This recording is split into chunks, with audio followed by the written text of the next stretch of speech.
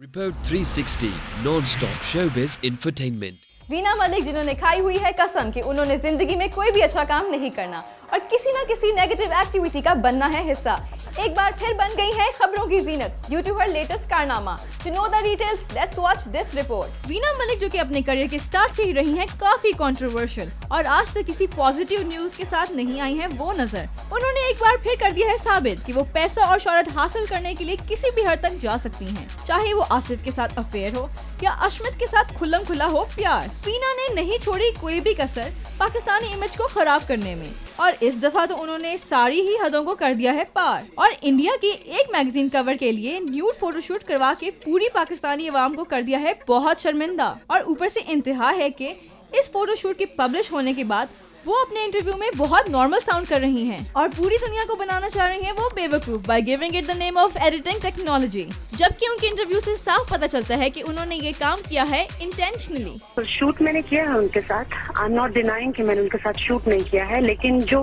Picture उन्होंने nude दिखाया है वो न्यूड शूट नहीं है। बेसिकली एक बोल्ड शूट किया है मैंने उनके साथ, मगर न्यूड शूट नहीं किया है और कपड़े पहने हुए हैं शूट में और उन्होंने इस पिक्चर को मॉस्ट किया। टैटू का idea was Kabir idea and basically हम इसको इस तरह से वो करना चाह रहे थे कि यहाँ पे नॉर्मली क्या होता है कि अगर कोई छोटी सी भी बात हो जाए, कोई भी आम सी बात हो जाए तो फनी वे में कहते हैं कि इसमें जरूर ISI का हाथ होगा। तो कबीर ने मुझे कहा था कि वो इस तरह का एक टैटू मेरे बाजू पे डालेंगे और वो उसको बहुत इस तरह के ह्यूमरस वे में डालेंगे। That was his idea. इसके अलावा उन्होंने मुझे ये भी कहा था कि कंप्लीट जो पूरा the upper portion which is showing वो कंप्लीट टैटूज से कवर्ड होगा।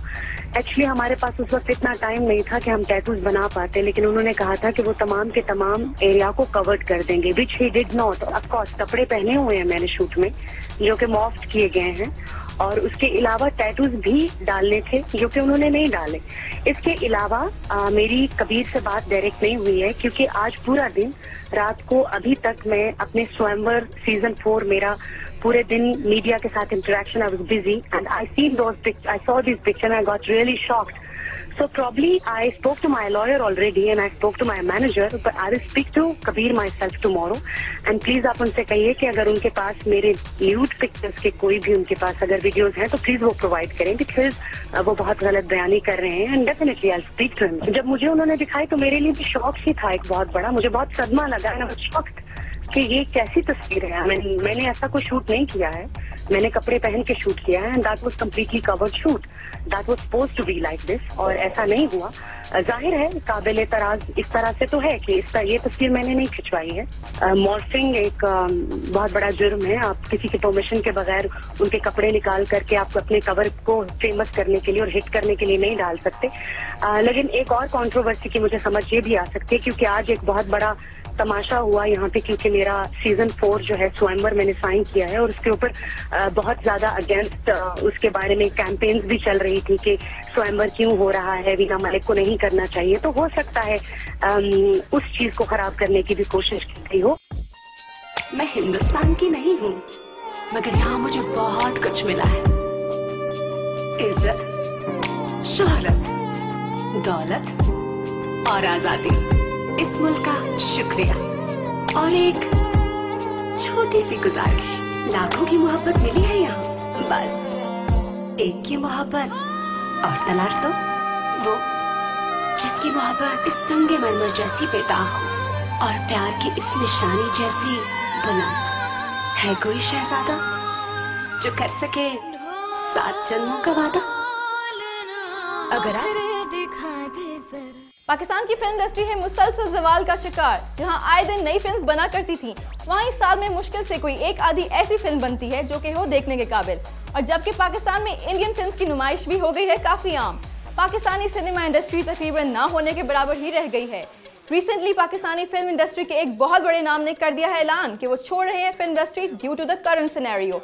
वो बड़ा नाम है कौन, ये देखते हैं इन आवर नेक्स्ट रिपोर्ट। माजी के मशहूर फिल्म प्रोड्यूसर रियाज शाहिद, जिन्होंने पाकिस्तानी फिल्म इंडस्ट्री को अपने दौर की बड़ी नायाब फिल्में दी हैं, उनके बेटे शान शाहिद भी पाकिस्तानी फिल्म इंडस्ट्री का एक बहुत बड़ा नाम है। उन्होंने अपने फिल्म करियर का स्टार्ट सुपरहिट फिल्म बुलंदी से किया। इस फिल्म में उनके साथ रीमा थी हीरोइन और रीमा की भी ये थी पहली मूवी। उसके बाद शान ने और भी बहुत सी हिट मूवीज में किया काम और फिर वो अमेरिका शिफ्ट हो गए, जहाँ से उन्होंने न्यूयॉर्क फिल्म स्कूल से फिल्म मेकिंग में एक डिग्री हासिल की और संगम फिल्म से एक बार फिर लॉलीवुड में एंटर हुए। उन्होंने उसके बाद बहुत सी हिट फिल्म्स दी और एक्टिंग के साथ फिल्म डायरेक्शन में भी आ गए। मुझे चांद चाहिए और गन्स एंड रोजेस जैसी फिल्मों को उन्होंने किया डायरेक्ट और एक वक्त ऐसा आया कि शान तकरीबन लॉलीवुड की हर फिल्म में आने लगे नजर। पर एक मखसूस कल्चर की वजह से पाकिस्तानी फिल्म इंडस्ट्री मुसलसल जवाल का शिकार होती गई और पढ़े लिखे लोगों की कमी की वजह से तबाही का शिकार हो गई। इस मौके पे शोएब मंसूर की फिल्म खुदा के लिए, जिसमें शान हीरो थे, एक उम्मीद की किरण बनी। बट साल में एक ऐसी मूवी से तो सिनेमा नहीं चलाया जा सकता।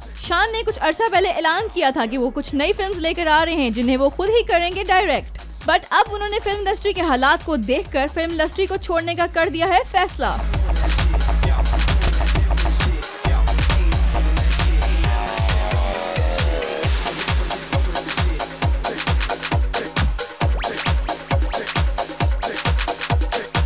और उनका कहना ये है कि अब फिल्म इंडस्ट्री को कुछ नए डायरेक्टर्स, टेक्नीशियंस और राइटर्स की है जरूरत। और उन्होंने ये भी कहा है कि फिल्म इंडस्ट्री ने उन्हें सब कुछ दिया पर वो एतबार नहीं दिया जिसके तहत वो इसकी बेहतरी के लिए कुछ कर सकें। पर ये तो आने वाला वक्त ही बताएगा कि शान इस फैसले पर रहते हैं कायम के नहीं। बट शान का फिल्म इंडस्ट्री को छोड़ना फिल्म इंडस्ट्री के लिए एक बहुत बड़ा लॉस है। ये था हमारा इस वीक का न्यूज बुलेटिन ऑफ रिपोर्ट 360। हमें सब्सक्राइब करने के लिए SMS R360 to 8888। अगर आप समझते हैं कि आपके पास भी है कुछ interesting to share with us, तो हमें ईमेल कीजिए report360@style360.tv या फिर हमें ज्वाइन करें हमारे फेसबुक पेज पे with the name of report 360।